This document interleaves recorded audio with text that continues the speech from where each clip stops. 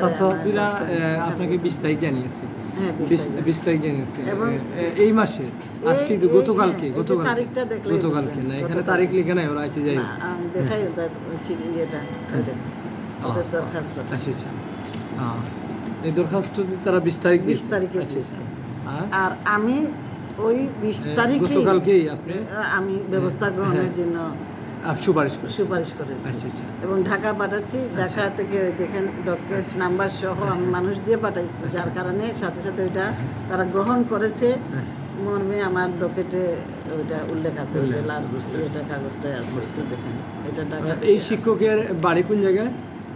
ওনার বাড়ি মানে বড় লেখা। সিলেটে কোন জায়গায় থাকে? ঠিকানা কোন জায়গায়? উনি বলছেন পুরান লেন, আমি আসলে আচ্ছা।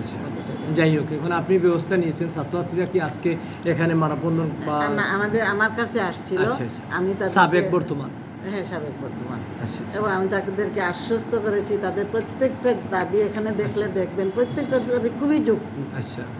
এবং এই দাবিগুলোর সাথে কোনো দ্বিমত পোষণ করা, 3 দফা দাবি দিয়েছে। 3 দফা দাবিগুলো মানে তার পর্দা সে মেনে চলবে, ধর্ম নির্বিশেষে তার কোনো বৈষম্য থাকবে না।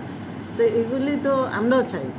এই জন্য এটার সাথে আমাদের কোনো শিক্ষক কর্মচারী কেউই আমরা কিন্তু দ্বিমত নাই।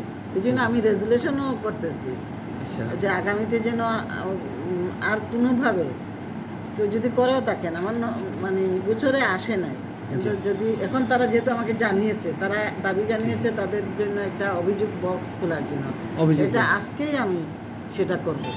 এটা 3 দফা দাবির বাইরেও এটা আপনি ব্যবস্থা নিন তাদের সেফটির জন্য, সিকিউরিটির জন্য, মানে না জানিয়েও তারা অভিযোগ করতে পারবে। যাই হোক, এখানে কোনো আচ্ছা, আমি পরে ভালো আছি।